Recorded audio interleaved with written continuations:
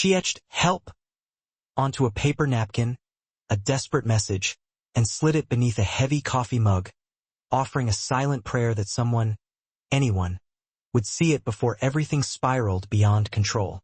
The man seated across from her offered a smile, the kind a husband might wear, but the vice-like grip on her wrist screamed a different narrative.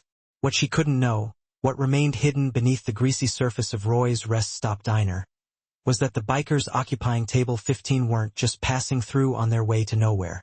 They were hunters, seasoned trackers, and they'd been searching for predators like him for a long, long time. The fluorescent lights above the diner counter flickered and buzzed, mimicking the frantic whine of dying wasps.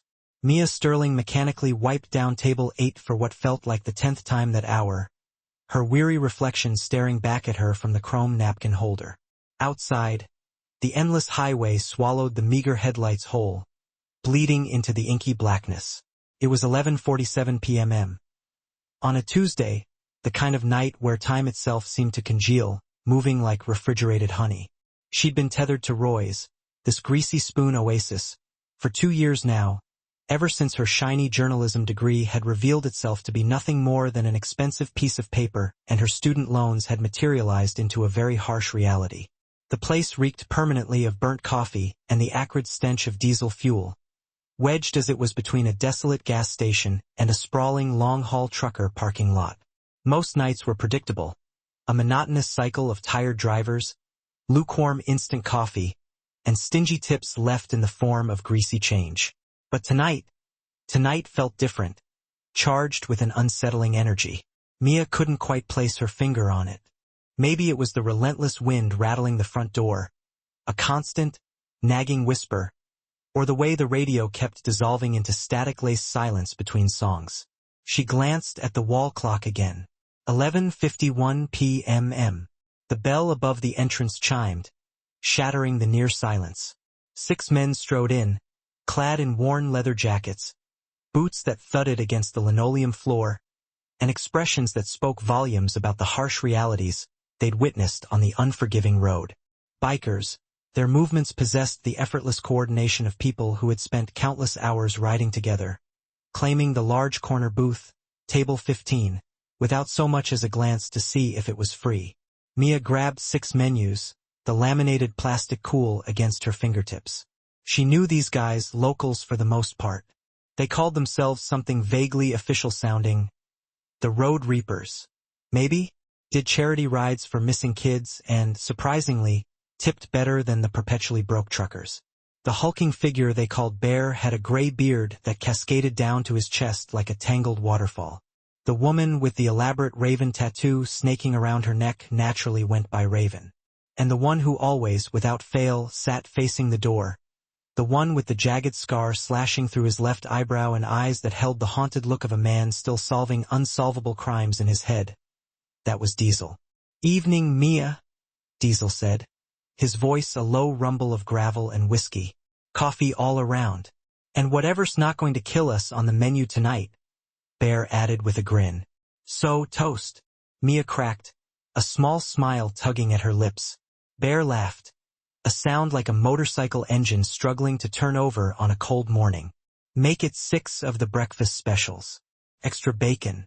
At midnight, time's just a social construct," Raven said, her eyes glued to her phone screen. Mia smiled despite herself and turned toward the kitchen, shouting the order through the small window to Eddie, the night cook, who was likely out back indulging in a cigarette break. She poured 6 coffees, black as night, and was heading back to table 15 when the bell chimed again, its sound slicing through the air. 11:58 p.m. A sleek, black SUV sat idling under the harsh glare of the gas station lights outside, its polished surface gleaming like a mirror. Expensive. Out of place. 2 people emerged, a man and a woman. The man was impeccably dressed in an expensive navy suit. No tie, the top button of his shirt undone, as if he'd just stepped away from a high-powered business dinner. Mid-40s, clean-shaven, radiating an air of unnerving confidence. He held the door open for the woman with exaggerated politeness. The woman was younger, late 20s perhaps, and wearing a floral sundress, utterly inappropriate for the October chill that hung heavy in the air. No jacket. Her blonde hair was pulled back so tightly it looked painful, and even from across the room, Mia could see her hands were trembling violently. Something cold settled like a stone in the pit of Mia's stomach. The couple chose table 3, near the window. The man sat facing the room, his eyes darting around, taking everything in, his gaze lingering briefly on the bikers before finally settling. The woman sat with her back to everyone, her shoulders hunched as if she were trying to disappear into the worn vinyl of the booth. Mia delivered the coffees to table 15 first, giving herself precious seconds to observe. When she finally approached table 3, she plastered on her best customer service smile, the one she usually reserved for the pickiest of truckers. "Evening, folks. What can I get you?" The man answered immediately, his voice smooth and practiced. "2 burgers, medium rare. Fries. 2 Cokes." He didn't glance at the menu, didn't bother to ask the woman what she wanted.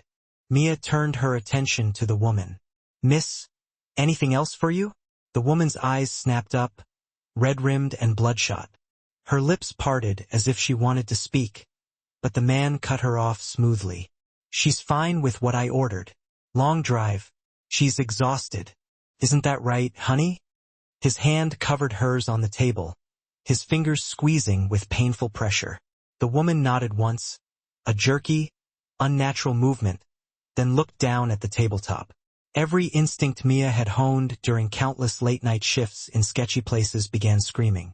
She'd seen tired couples, arguing couples, couples teetering on the brink of divorce, fueling up before embarking on another 100 miles of strained silence. This wasn't that. "Sure thing," Mia said lightly, forcing a casual tone.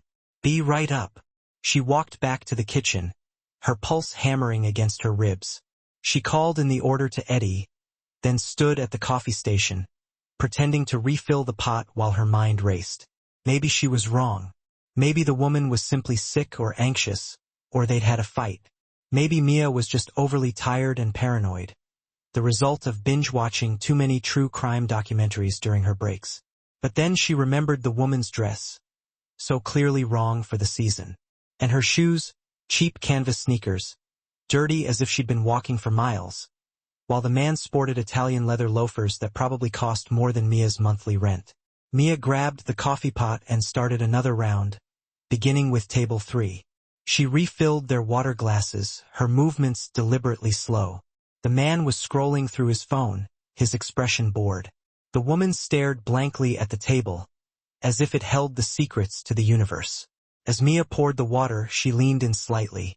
"Restrooms are in the back if you need them," she said casually. The woman's eyes flicked up, met Mia's gaze for one desperate, fleeting second. Then her lips moved, forming words without uttering a sound. But Mia read them clearly. "Help me." The man's head snapped up, his eyes narrowed. "What was that?" "Just letting her know where the restroom is," Mia said smoothly, her heart pounding in her chest. "Creamer? Sugar?" "We're fine," he said, his tone now laced with a sharp edge. Mia nodded and walked away, her hand somehow managing to remain steady, even though her heart felt like it was trying to claw its way out of her ribs. She went behind the counter, her mind spinning. Call the police and say what? A woman looked scared. That wasn't illegal. By the time the cops arrived, if they even arrived, the couple would be long gone. And if Mia was wrong, she'd look insane. But if she was right... She glanced at table 15. The bikers were eating, talking in low voices, laughing occasionally. Diesel was watching the room like he always did, that ex-cop awareness that never truly switched off. Mia made a decision. She grabbed a napkin and a pen, her hands shaking now. She printed 2 words in large, block letters. "Help. Table 3. She folded the napkin once, then tucked it carefully under the rim of a coffee mug. Eddie rang the bell. "Order up." Mia grabbed the couple's food, delivering it with a smile that felt like shards of broken glass in her throat. The man didn't look at her. The woman didn't touch her burger. Then Mia picked up the coffee pot and headed to table 15. "Warm-ups?" she asked, her voice sounding surprisingly normal. Always, Bear replied, his eyes crinkling at the corners. She poured coffee for each of them, her hands moving on autopilot until she reached Diesel. She set the mug down carefully, making sure the napkin underneath was clearly visible. Diesel's hand wrapped around the mug. He paused, his eyes dropping to the napkin. He read the words, his expression unreadable. When he looked up at Mia, his face hadn't changed, but something in his gaze had shifted, gone cold and sharp like honed steel. He picked up the mug, pulled out the napkin as if he were checking something, and read it again. Then he folded it calmly, tucked it into his pocket, and took a slow, deliberate sip of his coffee. "Thanks, Mia," he said quietly, his voice devoid of inflection. She walked back to the counter, her legs feeling weak and unsteady, and started wiping down menus she'd already wiped. From the corner of her eye, she saw Diesel lean toward Bear, whisper something. Bear's expression hardened, his jovial demeanor vanishing instantly. He nodded once, a sharp, decisive movement. At table 3, the man suddenly stood, tossing 2 $20 bills onto the table. "We're leaving now." The woman stood mechanically, her movements stiff and unnatural. He grabbed her elbow, steering her roughly toward the door. Diesel and Bear stood too, then Raven, then all 6 bikers, moving with a synchronized purpose toward the exit. The man noticed, freezing in place. His hand tightened on the woman's arm. "Problem?" Diesel asked, his voice deceptively casual as he blocked the doorway. "No problem. Just leaving." The man's other hand slipped inside his jacket. And that's when everything erupted. The tension in the diner, which had been simmering for what felt like an eternity, stretched to its breaking point, like a wire about to snap. Diesel didn't budge from the doorway, his presence a silent warning. Behind him, Bear and Raven had subtly spread out, casually blocking the exit without making it overtly obvious. The other 3 bikers, Tank, Crow, and a younger guy they called Specs, positioned themselves near the windows. It looked random, innocent, but Mia knew it wasn't. The man's jaw clenched, his face turning an ugly shade of red. His hand remained hovering near his jacket. "We don't want any trouble." "Neither do we," Diesel said evenly. "Just making sure everyone gets where they need to go safely." The woman's eyes darted back and forth between Diesel and the door, her breath coming in rapid, shallow gasps. Up close, Mia could see the bruising around her wrist, poorly concealed with makeup. A small cut on her lower lip, still healing. "My wife isn't feeling well," the man said, his voice tight and strained. "We need to get back on the road, wife." Diesel's eyebrow, the one bisected by the jagged scar, lifted slightly. "Funny, she's not wearing a ring." The man's face flushed a deeper shade of crimson. She took it off to wash her hands. Right, honey?" Diesel's tone made it clear that he didn't believe a word of it. He looked past the man directly at the woman. "Ma'am, are you okay to travel?" The woman's mouth opened, but no sound came out.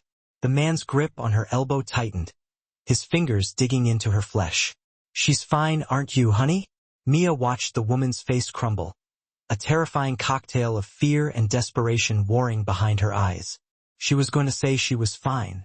She was going to leave with him, and Mia would never know what happened next. Before she could think, before she could weigh the consequences, Mia stepped forward, her voice ringing out in the suddenly hushed diner. "Actually, sir, you didn't pay enough. The total was $42.50 with tax." It was a lie. The $20 bills he'd tossed on the table more than covered it. But it was enough to distract him, to momentarily break his focus. And in that half-second, the woman wrenched her arm free and stumbled backward, crashing into table 4, sending silverware clattering to the floor. "He's not my husband," she screamed, her voice breaking with raw terror. "Please, he kidnapped me. Please help me." Everything happened at once, a chaotic blur of motion and sound. The man lunged for her. Diesel moved faster, intercepting the man's arm mid-reach and twisting it sharply behind his back. The man howled in pain, then his free hand dove inside his jacket and emerged with a small, black pistol. "Gun!" Raven shouted, her voice cutting through the chaos. Bear hit the floor, pulling Mia down with him. The air was knocked out of her lungs as she landed hard behind the counter. Distantly, she heard the woman sobbing, heard the scuffling of boots, heard Diesel's voice, calm and commanding. "Drop it, now."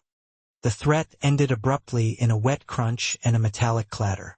Mia peeked cautiously over the edge of the counter to see the man on his knees, Diesel's boot planted firmly on his back, the pistol skittering across the floor toward Specs, who picked it up carefully with a napkin. The woman had collapsed into a booth, shaking uncontrollably.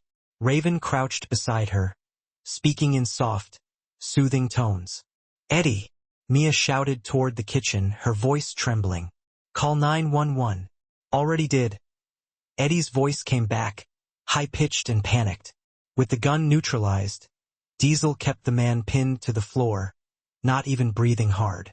"You're going to stay right there until the cops arrive. Understand?" The man spat blood onto the linoleum floor but said nothing. Bear helped Mia to her feet. "You good?" "Yeah, I think so," she stammered, her hands trembling violently now. Adrenaline flooded her system in delayed, nauseating waves. "Is she?" "Raven's got her. She's trained for this." "Trained for what?" Bear exchanged a quick glance with Diesel, who nodded slightly. "We run an organization. Road Reapers. We track missing persons, especially women and kids who fall through the cracks. Work with law enforcement when they'll listen. Work around them when they won't." Mia stared, her mind struggling to process what she was hearing. "You're, like vigilantes?" "More like volunteer search and rescue with an attitude problem," Specs quipped, checking the pistol's safety. "And better bikes." In the distance, sirens wailed, growing louder with each passing second. Mia moved toward the woman. She looked so young, so vulnerable now. Mascara streaked down her face, her sundress wrinkled and torn. Raven had wrapped her own leather jacket around the woman's shoulders. "What's your name?" Mia asked gently. The woman looked up, her eyes glassy with shock. "Claire. Claire Westfield." "Okay, Claire, you're safe now," Mia said, offering a reassuring smile. "The police are coming." Claire's voice broke. "He said if I tried to run, if I told anyone, he'd kill my sister. He has her address, her work schedule, everything. We'll make sure she's protected," Diesel said from across the room, still holding the man down. "What's her name and location?" Claire rattled off the information in a rush, stumbling over words. Tank was already on his phone making calls. 2 sheriff's vehicles pulled up outside, their lights flashing red and blue across the diner windows. 4 deputies rushed inside, hands on their holsters, quickly assessing the scene. The lead deputy, a woman with gray hair pulled back in a severe bun, took one look at Diesel and sighed. "Should have known you'd be involved, Garrett." "Sheriff Ramos," Diesel said mildly. "Always a pleasure, Rita." Ramos's gaze swept the room, finally landing on the man still pinned to the floor. "Someone want to tell me what happened?" Mia stepped forward, surprised by how steady her voice sounded. "That man brought this woman in against her will. She's a kidnapping victim. He pulled a gun when we tried to help her." Ramos's expression hardened. She nodded to her deputies, who moved to handcuff the man. As they hauled him to his feet, he finally spoke, his voice chillingly cold. "You have no idea what you've done. No idea who you're messing with." "That a threat?" Ramos asked, her voice sharp. The man smiled, revealing blood-stained teeth. "That's a promise." The man was hauled out in handcuffs, still smiling that blood-stained smile that sent shivers down Mia's spine. Through the window, she watched as deputies shoved him into the back of a patrol car, his eyes locked on the diner until the door slammed shut. Sheriff Ramos stayed behind, taking statements. Claire sat huddled in the corner booth, wrapped in Raven's jacket, a styrofoam cup of hot chocolate clutched between her hands. She hadn't stopped shaking. "Start from the beginning, Claire," Ramos said, her pen poised over her notepad. Claire's voice came out small and fractured. "I'm a freelance journalist. I was investigating disappearances along the I-40 corridor, women vanishing from rest stops, truck stops, small motels. I had a source who promised me evidence of a trafficking network operating across state lines. Mia felt ice settle in her stomach. She'd heard those stories. Every woman who worked late nights had heard them. Whispered warnings about being careful, about watching your back. The source was supposed to meet me 3 days ago in Memphis, Claire continued. But when I got to the location, he was there instead. She nodded toward the parking lot where the man had been taken. Marcus Vane. He said my source was dead. Said I'd asked too many questions. Poked around where I shouldn't have. He took you from Memphis? Ramos asked. He drugged me. I woke up in the back of that SUV, my hands zip-tied. He kept me in a motel room somewhere. I don't know where. Kept saying he was moving me to the facility tonight. That I'd disappear like the others. Claire's voice cracked. He stopped here for gas. I thought it was my last chance. Diesel had been leaning against the counter, listening silently. Now he spoke. Did Vane say anything about the network? Names? Locations? Diesel, Ramos warned. This is an official investigation, which means it'll take weeks while they process jurisdictions and paperwork. You know how this works, Rita. By the time the feds get involved, everyone connected to Vane will be in the wind. Ramos's jaw tightened, but she didn't argue. They had history, Mia realized, and not all of it was friendly. Claire looked at Diesel. He made phone calls, talked to someone called the broker, said they were behind schedule, that the shipment was supposed to move tonight. She closed her eyes, struggling to remember. He mentioned a place, Seabrook Warehouse, near the coast.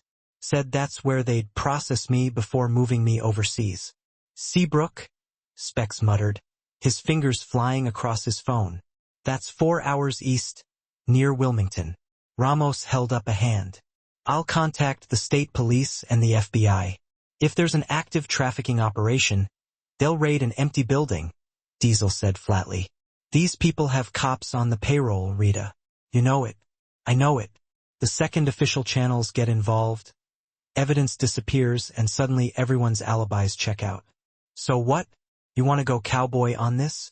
You're not a detective anymore, Garrett. You don't have jurisdiction, authority, or legal protection. No, Diesel said quietly. But I have time and I have people who give a damn. The two stared at each other, years of complicated history passing between them in the tense silence. Finally, Ramos sighed, relenting. I didn't hear any of that. Claire, I'm taking you to the station for protective custody.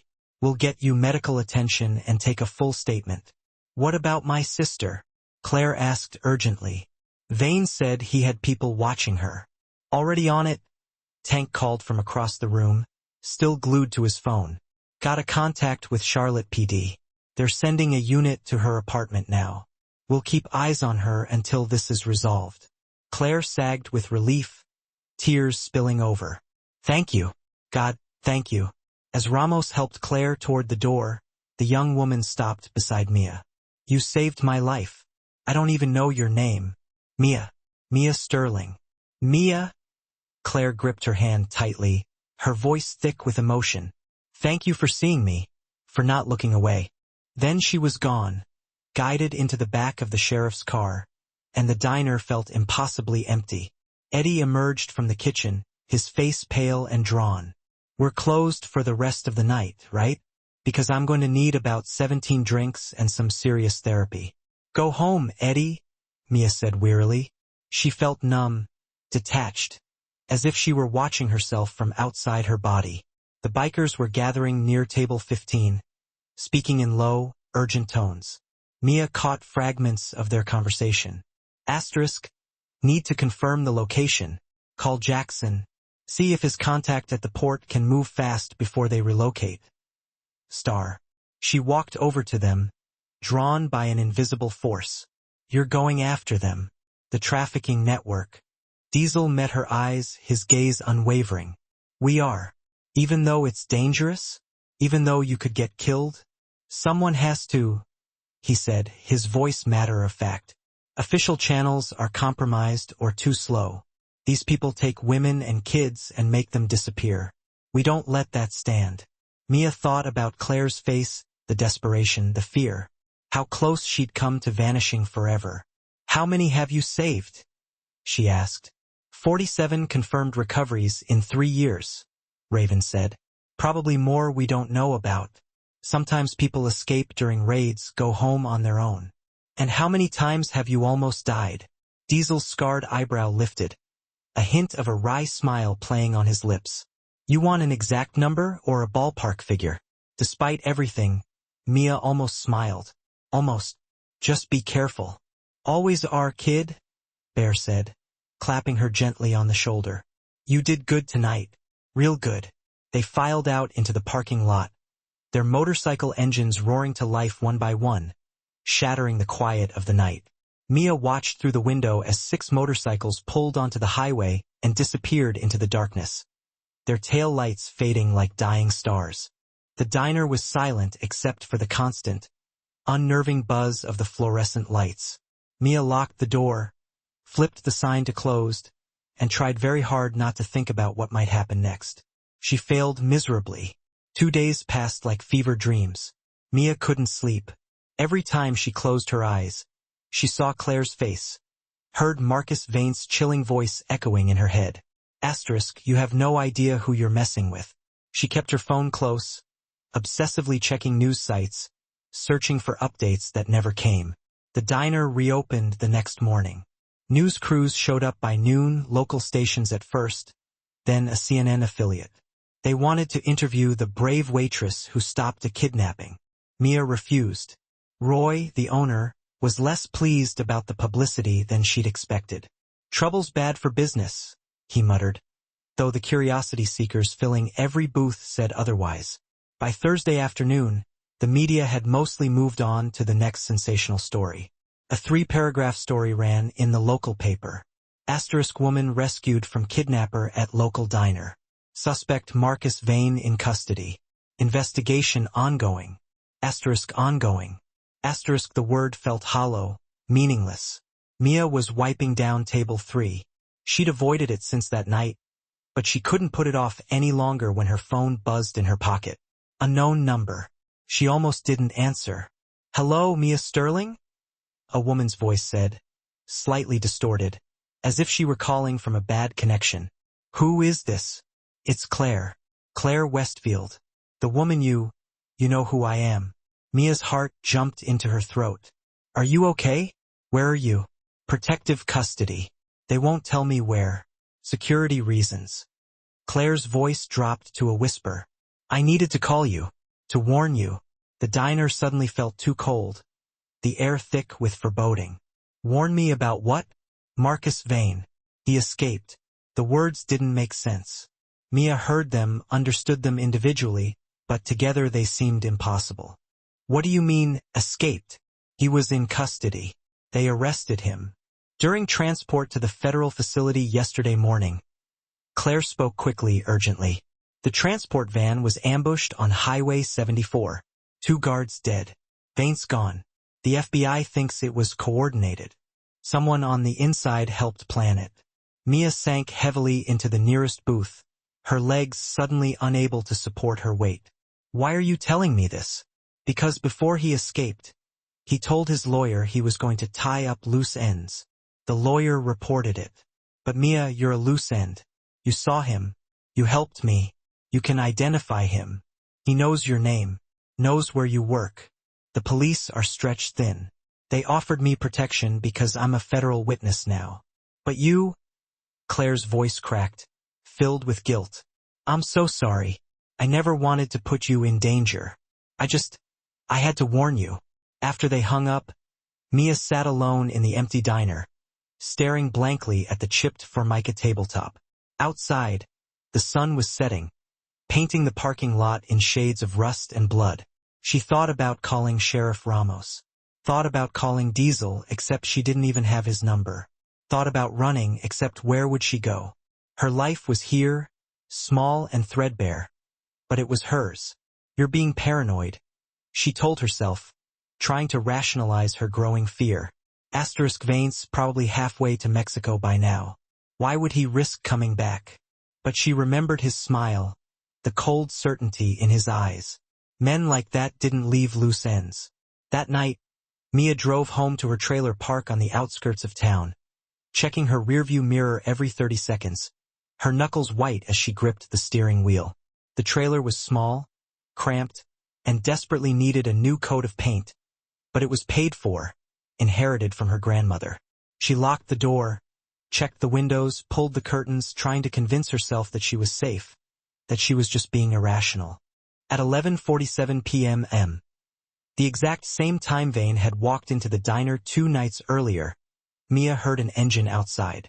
Deep, powerful, distinctly different from the usual sounds of the trailer park, the sputtering of old pickups, the wheezing cough of beat-up sedans.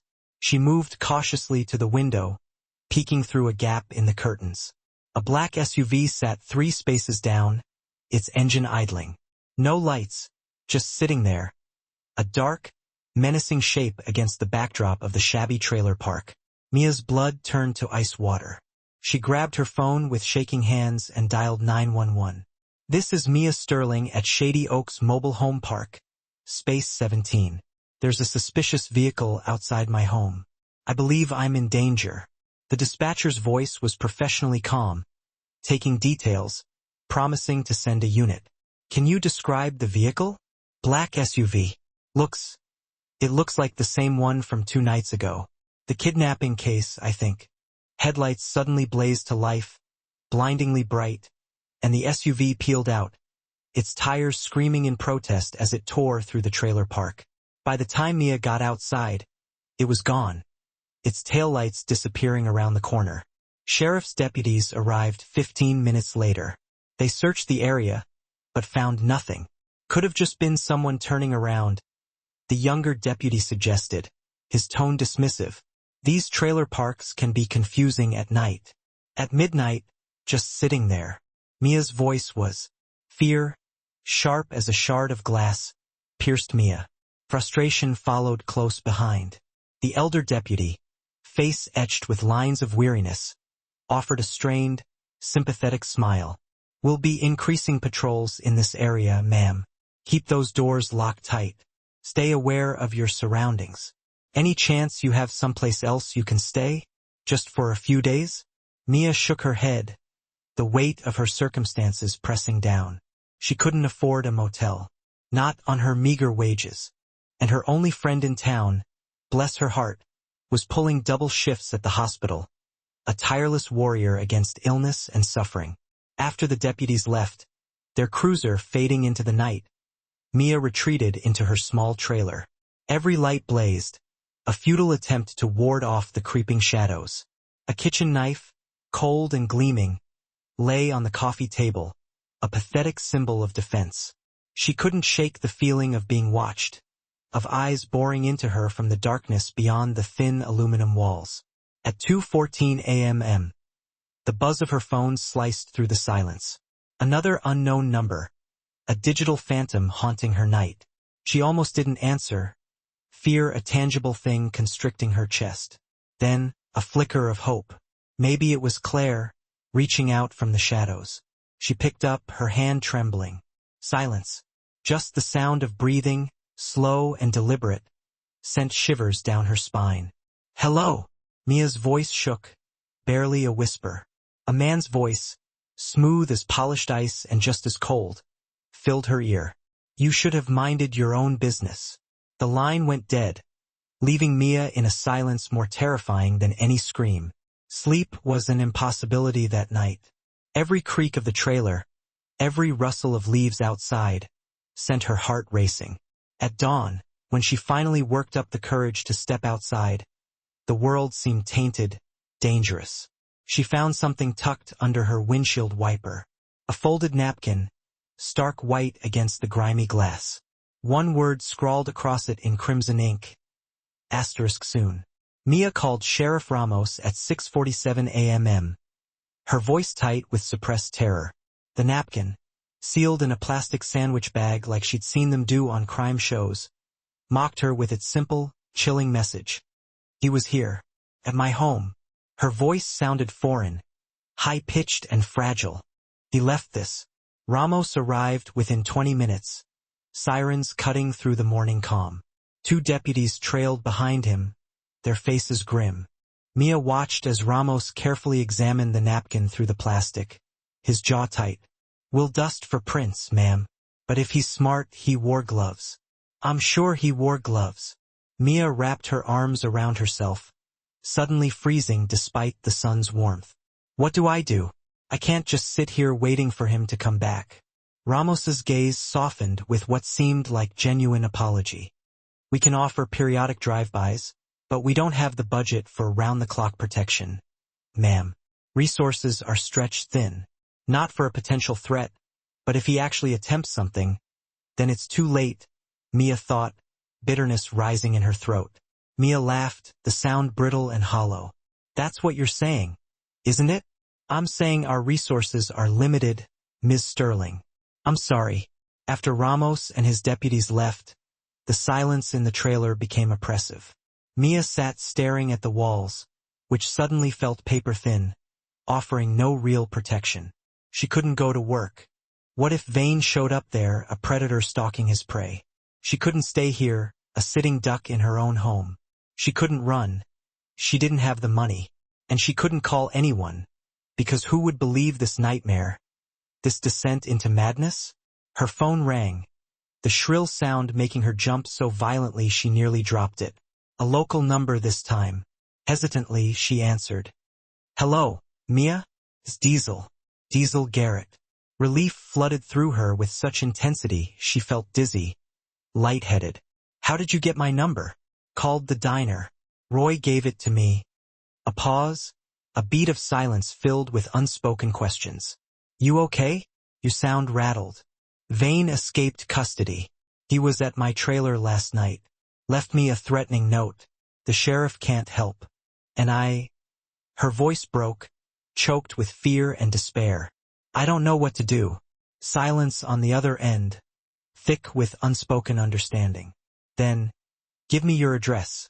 I'll be there in 40 minutes. "You don't have to. Give me your address now, Mia."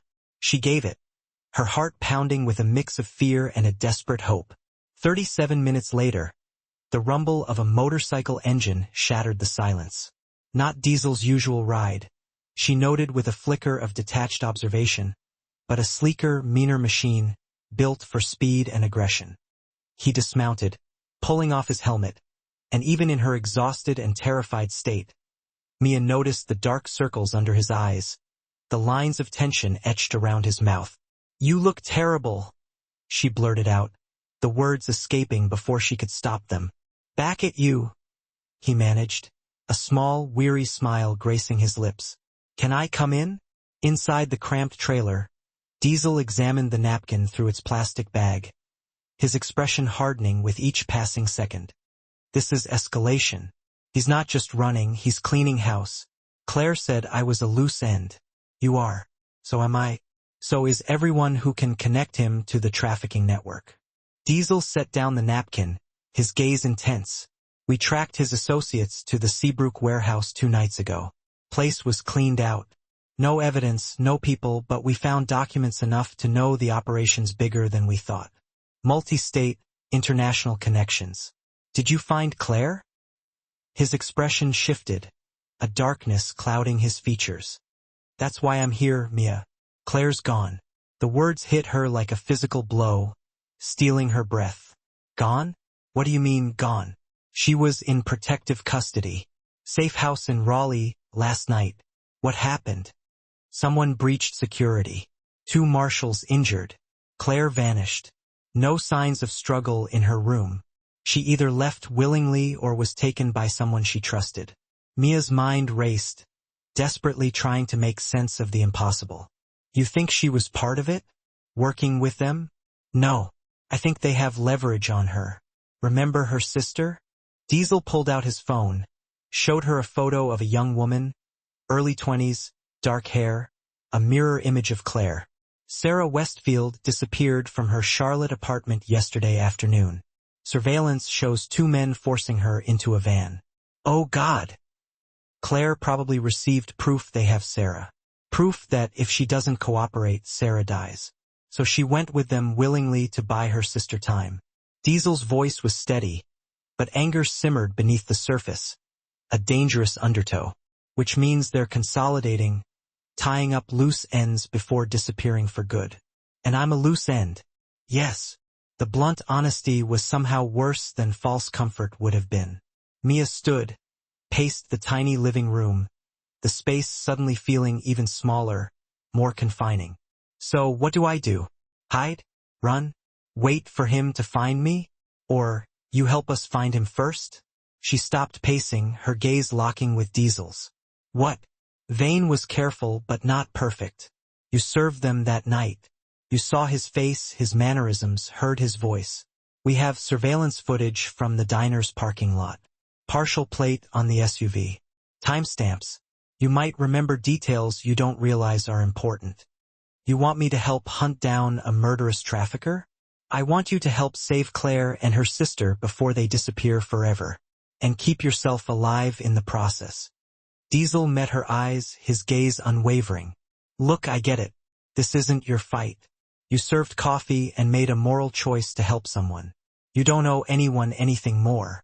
I can arrange for you to stay with friends in Tennessee, off the grid, until this blows over. And if it doesn't blow over, if he keeps looking, then you spend the rest of your life looking over your shoulder.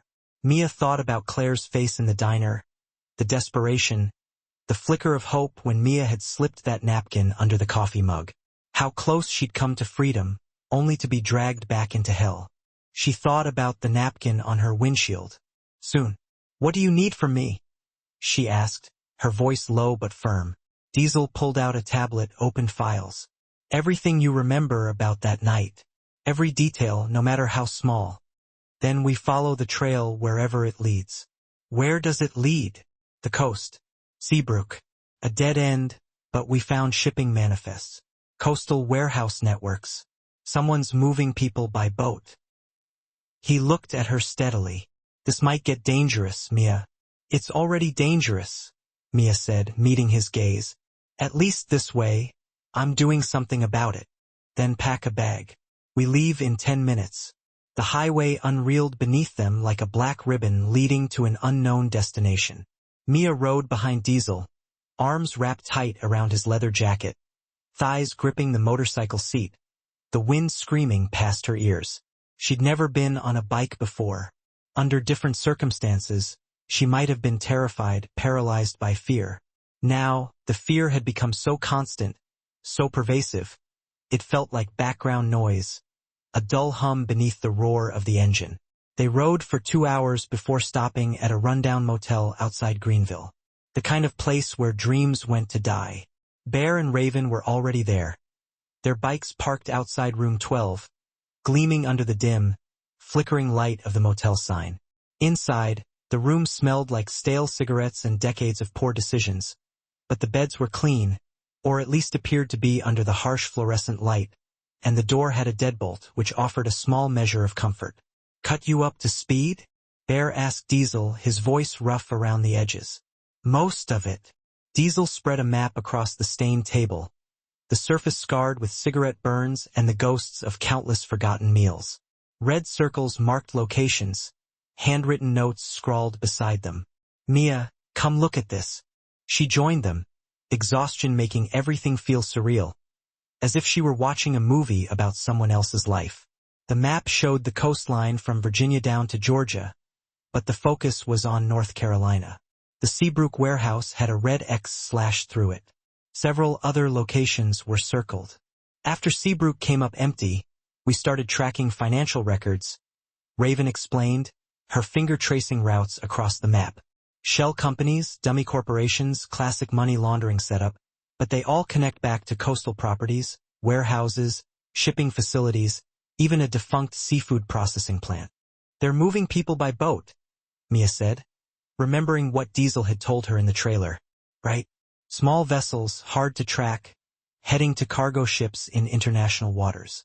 From there, Raven shrugged, her expression grim. Wherever the buyers are. The casual horror of it made Mia's stomach churn. She imagined the terrified faces, the stolen lives, the endless chain of suffering fueled by greed and indifference. We've been hitting locations for the past 30 hours, Bear said, exhaustion evident in his voice. Found 2 more empty warehouses, 1 active drug operation. Called that in anonymously. And a lot of scared people who suddenly don't remember anything. Fear or payroll? Diesel muttered, his gaze dark. Vaint's organization has deep roots. So what's next? Mia asked, the question hanging heavy in the air. Diesel tapped a location south of Wilmington. This is the Harborview Seafood Processing Plant. Closed down 8 years ago, supposedly condemned, but satellite imagery shows fresh tire tracks, recent activity. He pulled out his phone, showed her a grainy photo. We got this from a traffic camera 2 hours ago. The black SUV, same model, same partial plate visible. He's there. Mia gasped, her breath catching in her throat. Or someone connected to him could be a trap. Everything could be a trap at this point, Raven said, her voice devoid of emotion. Doesn't mean we don't go. They left at dusk, taking rural highways and back roads, winding through a landscape of shadows and secrets. Diesel had arranged for Mia to ride in Bear's truck this time. Less conspicuous? He'd explained, which made sense, but left her feeling disconnected from the action. A spectator in her own drama, a passenger in her own revenge plot. Except it wasn't revenge, she reminded herself. It was rescue. They stopped at a gas station 40 minutes out. While Bear filled the tank, Mia went inside for coffee, the bitter liquid barely registering on her taste buds. The teenage cashier was absorbed in his phone, his face illuminated by the screen's glow. He didn't even look up, lost in his digital world, oblivious to the darkness lurking just beyond the gas station's fluorescent lights. The normalcy of it felt obscene, a jarring contrast to the danger that crackled in the air. Outside, Raven was studying her phone, her brow furrowed in a frown. Just got a ping. Someone's using Claire's credit card. Diesel was beside her instantly, his body tense. Where? This gas station. 15 minutes ago. They all turned to look at the cashier. He finally glanced up, noticed 4 leather-clad bikers staring at him with unnerving intensity, and his face went pale, his eyes wide with fear. Easy, Diesel said, approaching slowly, hands visible, a silent promise of restraint. We need to see your security footage from about 20 minutes ago. I can't just. Bear leaned on the counter, his presence radiating barely contained menace. He didn't say anything, didn't threaten, just leaned. The kid swallowed hard, his Adam's apple bobbing nervously, and fumbled with the controls, pulling up the footage. They watched the timestamp roll back, the seconds ticking with agonizing slowness. 6:23 p.m. A figure in a hoodie walked in, grabbed water and granola bars, paid with a card, kept their face down, carefully avoiding the camera's gaze. Can you zoom in? Mia asked, her voice tight with anticipation. The resolution was terrible, grainy and blurred. But when the figure turned slightly, a strand of blonde hair escaped the hoodie, catching the light. And on their left hand, visible for just a fleeting moment, bruising around the wrist. That's Claire, Mia said with absolute certainty, her heart leaping with a surge of hope and dread. She's alive? Raven breathed, relief washing over her features. Alone, using her own card, which means she either escaped or they let her go. Diesel's eyes narrowed, his expression hardening. Or it's bait. She went that way. The cashier pointed south, toward the coast. Walked. Didn't have a car.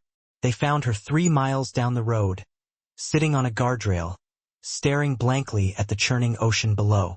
She didn't run when the truck pulled up, didn't scream, just looked at them with empty, hollow eyes, devoid of hope or fear.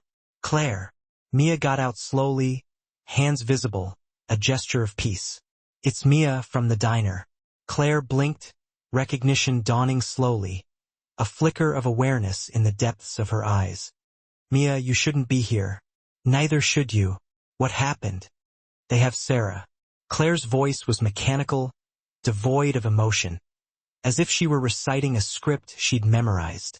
Showed me video. She's alive, but they're hurting her. Said if I help them finish this, they'll let her go. Help them how? Diesel asked, keeping his distance, his voice calm but firm. Lead you to them. Claire looked at him directly, her gaze unwavering. You're Diesel Garrett, ex-operative. They know all about you. They want you to stop looking. Stop investigating. So they made me a deal. Bring you to them. They kill you. My sister lives. Silence hung in the air, broken only by the relentless crash of waves against the rocks below. I'm sorry, Claire whispered, her voice cracking with remorse. I left the trail on purpose. The credit card, walking where you'd find me. I'm so sorry, but I can't let Sarah die. Bear's hand moved to his belt, instinctively reaching for his weapon. Raven tensed, ready for anything.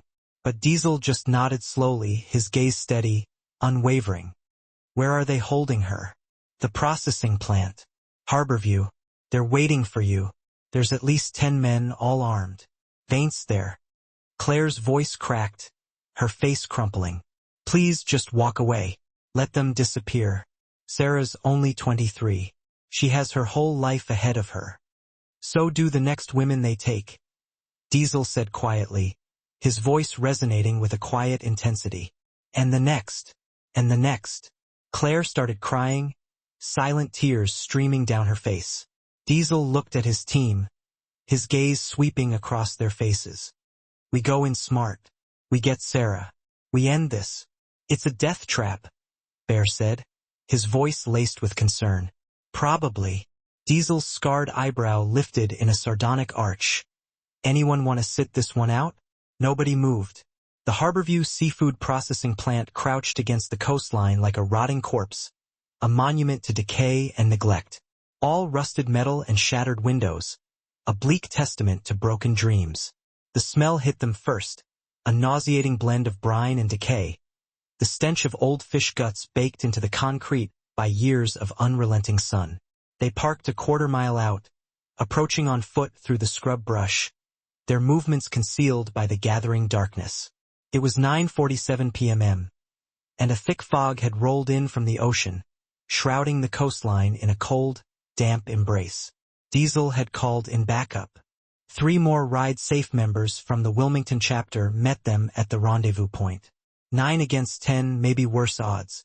Claire stayed with the vehicles, her face buried in her hands, consumed by guilt and fear. Mia, Diesel said quietly, his voice low, you don't have to come inside. This is the part where civilians stay back. I didn't come this far to sit in a truck, she replied, her voice steadier than she felt. Besides, I know what Vane looks like. What if you need identification? It was a thin excuse, a flimsy justification for her recklessness. They both knew it, but Diesel nodded, accepting it with a weary sigh, and handed her a tactical flashlight, the cool metal a strange comfort in her trembling hand. Stay behind me. If shooting starts, you hit the ground. Understood? Understood. They moved in 2 groups. Bear's team circling to the rear entrance, their silhouettes disappearing into the shadows. Diesel's team taking the front, their movements deliberate and precise. The main door hung open, creaking ominously in the wind, a gaping maw leading into the unknown. Inside, darkness swallowed everything beyond the reach of their flashlight beams. The processing floor was vast, a cavernous space filled with the ghosts of industry past. Conveyor belts frozen mid-operation, rusted hooks hanging from the ceiling like gallows, standing water reflecting their lights, creating distorted, eerie images. The fog seemed to have followed them inside, swirling around their feet, adding to the sense of disorientation. Or maybe it was just the coastal air mixing with the interior rot, a cocktail of decay. Mia's heart hammered against her ribs, a frantic drumbeat against the silence. Every shadow looked like a person, a potential enemy lurking in the darkness. Every sound, the creak of metal, the drip of water, could be a threat. Clear left, Raven whispered, her voice barely audible, as she moved with practiced precision, her movements fluid and lethal. They advanced cautiously through the facility, room by room, their flashlights cutting through the darkness. Empty offices with moldering paperwork, a testament to shattered dreams and financial ruin. A break room with a table set for a meal that never happened, the remnants of a long-abandoned life. Everything abandoned, frozen in time. Then they heard it, a muffled scream, thin and desperate, echoing from below. "Basement?" Diesel said, his voice grim, as he located the stairs, a dark, ominous descent. The temperature dropped with each step, a chilling premonition of what awaited them below. The smell intensified, a sickening combination of rot and decay, almost unbearable. But underneath the stench, something else, something more disturbing. Perfume, cheap and cloying, sweat, and the unmistakable odor of fear. The basement had been converted into a makeshift prison. Makeshift cells lined one wall, constructed of chain link and secured with padlocks. Most were empty, the cold steel glinting in the beam of their flashlights. But in the last one, a young woman huddled in the corner, her face swollen and bruised, her eyes filled with terror. "Sarah?" Mia breathed, the name escaping her lips in a choked whisper. Diesel was already at the lock, working with practiced efficiency, pulling tools from his jacket. "Sarah Westfield? Your sister sent us. You're safe now." "It's a trap," Sarah screamed, her voice raw with fear. "They knew you'd come here." Lights blazed on, blinding after the oppressive darkness, the sudden glare making Mia throw up her hand to shield her eyes. When her vision cleared, Marcus Vane stood on the catwalk above, flanked by armed men. 6 of them, rifles pointed down, their faces obscured by shadows.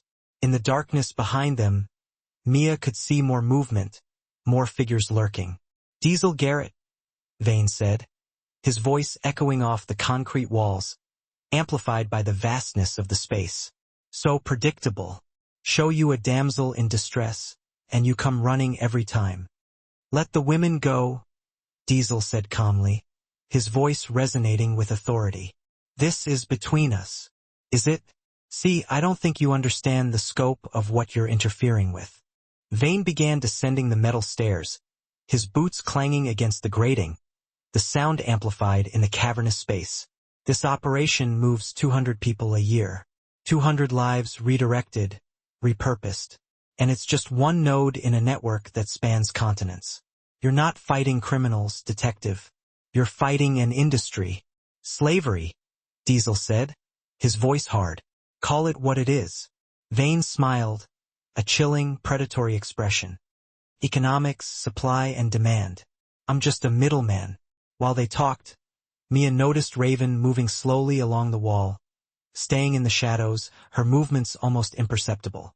Bear's voice crackled once in someone's earpiece, a brief, whispered confirmation. They were in position. Mia's hand tightened on the flashlight, the cold metal a reassuring weight. It was heavy, solid. Could maybe be used as a weapon if necessary. Her gaze drifted to Sarah's cell, to the lock Diesel had been working on. It was open now, hanging loose, the metal glinting in the harsh light. Sarah saw her looking. Their eyes met, a silent understanding passing between them. Mia made a decision, a leap of faith into the unknown. She moved fast, diving for the cell door, yanking it open with all her strength. "Run!" Everything exploded into chaos. Sarah bolted from the cell, her bare feet pounding against the concrete floor. Vane shouted orders, his voice lost in the sudden cacophony of sound. Gunfire erupted, but not from Vane's men. Bear's team had breached from above, firing down from the catwalks, and suddenly the armed men were taking fire from 2 directions, caught in a deadly crossfire. Diesel tackled Mia behind a concrete pillar, shielding her with his body as bullets sparked off the metal. What part of "stay behind me" was unclear.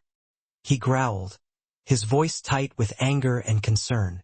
"The part where a girl needed saving," she retorted, her voice defiant, her adrenaline pumping.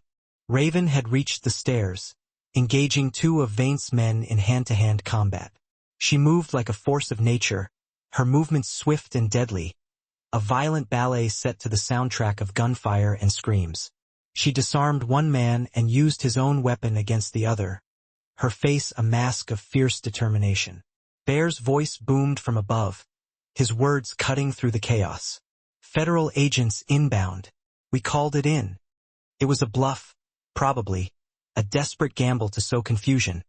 But two of Vane's men broke and ran for the rear exit, their loyalty crumbling under the pressure. Vane himself had lost track of Sarah in the chaos.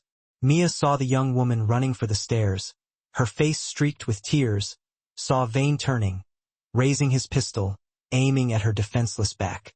Without thinking, without hesitation, Mia hurled the flashlight with all her might. It caught Vane in the temple, a glancing blow that sent a jolt of pain through her arm. Not hard enough to drop him, but enough to ruin his aim, to throw him off balance. The shot went wide, missing Sarah by inches. Diesel was on him a second later, tackling him to the ground. They went down hard, a tangle of limbs and fury, struggling for control of the gun. It skittered away across the concrete floor, out of reach. Both men scrambled to their feet, circling each other warily, their eyes locked in a deadly dance. "You ruined everything," Vane snarled, his face contorted with rage, his voice dripping with venom.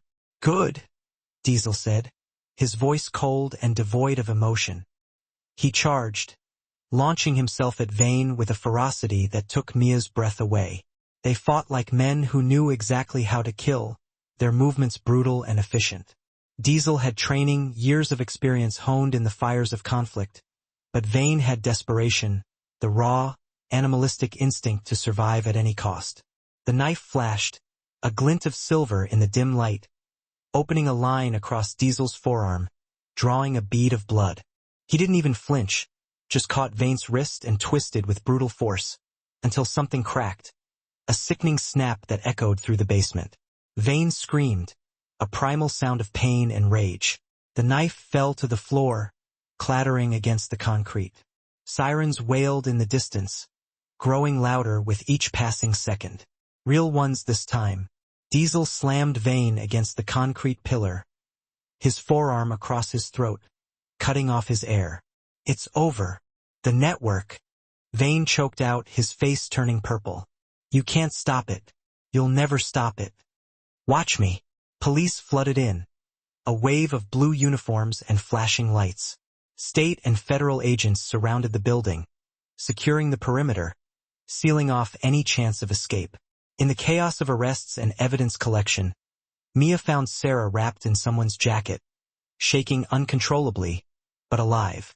Claire appeared from somewhere, drawn by an unseen force, and the sisters collapsed into each other, sobbing, their tears a mixture of relief and lingering trauma. Outside, dawn was breaking over the ocean, painting the sky with streaks of gold and crimson, a promise of a new beginning. 3 weeks later, Mia stood behind the counter of Roy's Rest Stop Diner, pouring coffee for a trucker who didn't even look up from his phone, his face illuminated by the screen's glow. Some things never changed, remained constant, a familiar rhythm in the chaos of life. But other things, everything, had changed, completely, irrevocably altered. The diner had new ownership. Roy, weary of the long hours and the constant grind, had finally sold it, not to some faceless corporation, but to a community co-op that included several Ride Safe members. The walls now displayed missing persons posters alongside the usual pie specials, a constant reminder of the fight they were waging, and a donation jar sat by the register, collecting spare change to support Ride Safe and their mission of bringing them home. Table 15 had a small brass plaque bolted to it, engraved with a simple message, "Reserved for heroes."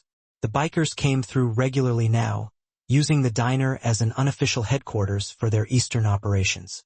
Tonight, 4 of them occupied their usual booth, their presence a comforting reassurance in a world that often felt unsafe. Diesel wasn't among them. He'd been called to testify at the federal trial in Virginia, a crucial step in dismantling Vane's entire network, brick by painstaking brick.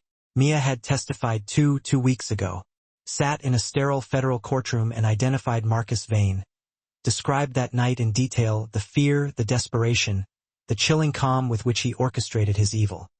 He had stared at her with empty eyes, a void where humanity should have been. The prosecutor said her testimony was crucial, a key piece of the puzzle. The napkin, the rescue, the timeline, all of it helped establish the pattern of operation, the intricate web of lies and deceit that had sustained the trafficking ring for so long. Vane was facing life without parole. 18 of his associates had already taken plea deals, giving up names, locations, bank accounts, anything to save their own skins. The FBI had rescued 43 people from various facilities across 7 states. 43 lives snatched from the darkness, given a second chance. The bell above the door chimed, its cheerful sound a welcome interruption to her thoughts. Mia looked up, and her breath caught in her throat. Claire Westfield walked in, looking nothing like the terrified woman from that night, the woman who had been broken and desperate. Her hair was shorter, styled confidently, framing her face. She wore jeans and a leather jacket, a gift from Raven, Mia happened to know, and her eyes, once hollow with fear, now burned with a fierce, unwavering purpose. "Hey," Claire said, sliding onto a counter stool, her smile genuine. "Hey yourself," Mia replied, pouring coffee without asking, the familiar ritual a source of comfort. "How's Sarah? Back in school? Therapy twice a week?" "She's..." Claire paused, searching for the right words, the ones that could capture the complex reality of healing. "She's going to be okay. We both are." Claire's exposé had been published 3 days after the warehouse raid, a searing indictment of the trafficking industry. The Highway Network, How Trafficking Rings Hide in Plain Sight, ran in 6 major newspapers and won her a job offer from the Washington Post, a prestigious opportunity that would have launched her career into the stratosphere. She turned it down, choosing to remain independent, focusing exclusively on trafficking investigations, determined to shine a light on the darkest corners of society. "I brought you something," Claire said, sliding a magazine across the counter, the glossy cover reflecting the light. Rolling Stone. The cover featured a group photo of Ride Safe members, their motorcycles gleaming under the sun, their faces resolute and determined. The headline screamed, "Angels on Wheels, the biker gang saving lives." Mia flipped it open, her fingers trembling slightly. The article was 12 pages long, meticulously researched and reported, a testament to the power of investigative journalism. Diesel's face appeared multiple times, his expression uncomfortable, bordering on annoyed, with the unwanted attention. There were statistics, survivor testimonies, expert analysis, and on page 7, a paragraph that made Mia's throat tighten, a lump forming in her chest.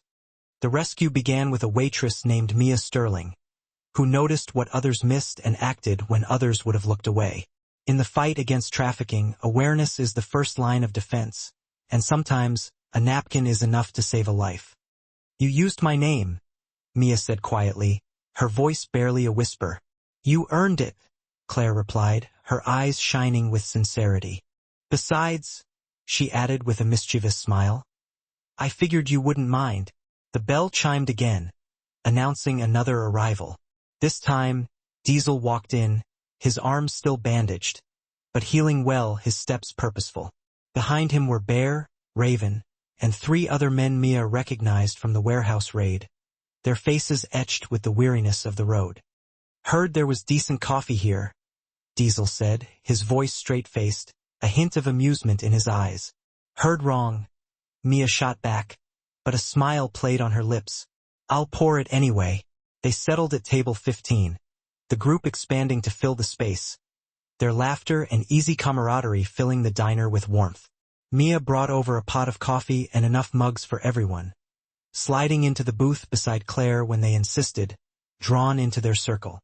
"So," Bear said, pulling out a sealed envelope from his vest pocket, his expression serious. "We took a vote." "About what?" Mia asked, her curiosity piqued. Diesel pushed the envelope toward her across the table, his gaze unwavering. "Ride Safe is expanding. We're opening regional chapters, training volunteers, building a database." The Rolling Stone piece brought in enough donations to fund operations for 2 years. "That's amazing," Mia said, her voice filled with genuine admiration. "We want you involved," Raven said, her hand resting on Mia's arm, her touch surprisingly gentle. "In an official capacity. Training new spotters, wait staff, gas station attendants, hotel clerks, People who see things, who notice when something's wrong. Bear added, his voice earnest. Mia opened the envelope, her fingers trembling slightly. Inside was a patch, the same silver one Diesel had promised her that night in the diner, embroidered with Table 15 and Honor Under Fire below it, a symbol of their shared experience, their shared commitment. There was also a letter, a formal offer of employment, offering her a position as community outreach coordinator, responsible for training and educating others to recognize and report the signs of human trafficking. I don't know anything about outreach, she managed to say, her voice laced with disbelief. You know about paying attention, Diesel said, his voice quiet but firm. About trusting your instincts, about doing the right thing, even when it's dangerous. He met her eyes, his gaze intense. That's harder to teach than logistics. Mia looked around the table, at Claire, who had survived hell and turned it into a force for good, using her voice to expose the darkness and fight for justice. At Diesel, who had walked away from one broken system to build something better, a network of support and resistance. At all of them who had chosen to fight because someone had to, because silence was not an option. When do I start? She asked, her voice filled with a newfound sense of purpose. Bear grinned, his face lighting up with enthusiasm. That's what I like to hear. They talked for hours, planning expansions and training programs, sharing stories from the road, their voices filled with passion and determination. The diner stayed open late, the familiar rhythm of the night a comforting backdrop to their conversation. Other customers came and went, their lives unfolding in their own quiet ways, oblivious to the battle being waged in their midst. But Table 15 remained full, a beacon of hope in a world that often felt hopeless, filled with people who'd looked into the darkness and refused to blink, who had chosen to stand and fight for those who couldn't fight for themselves. Eventually, Claire had to leave, catching a late-night flight to D.C. for another interview. Another chance to expose a piece of the network, to bring justice to the victims and hold the perpetrators accountable. She hugged Mia tight at the door, her embrace filled with gratitude. Thank you, she whispered, her voice choked with emotion. For seeing me. Thank you for being brave enough to ask for help, Mia replied, her own voice trembling slightly. After everyone left, Mia locked up alone, the silence of the diner settling around her like a comforting blanket. She walked behind the counter, her steps slow and deliberate. She took the silver patch from the envelope, the cold metal a tangible reminder of the journey she had undertaken. She pinned it to the wall behind the register, right next to the donation jar and the posters of the missing, a silent promise to keep fighting, to keep looking, to never give up hope. Missing persons posters, their faces faded and weather-beaten, clung precariously to the wall. Table 15. Honor Under Fire, a slogan that felt both distant and achingly relevant. Outside, the highway unspooled into the inky blackness, a ribbon of asphalt carrying souls toward their own private vanishing points. Some were driven by hope, hurtling towards a promised land, a fresh start shimmering on the horizon. Others were fleeing, shadows nipping at their heels, desperate to outrun a past that refused to stay buried. And then there were those like Mia, now understood with chilling clarity, simply clinging to life, navigating the treacherous currents of existence, praying for someone, anyone, to see their signal fire. She would keep seeing. She would be that beacon. One napkin at a time, a quiet act of defiance against the indifference of the world. A promise whispered into the void. Asterisk, you are not forgotten.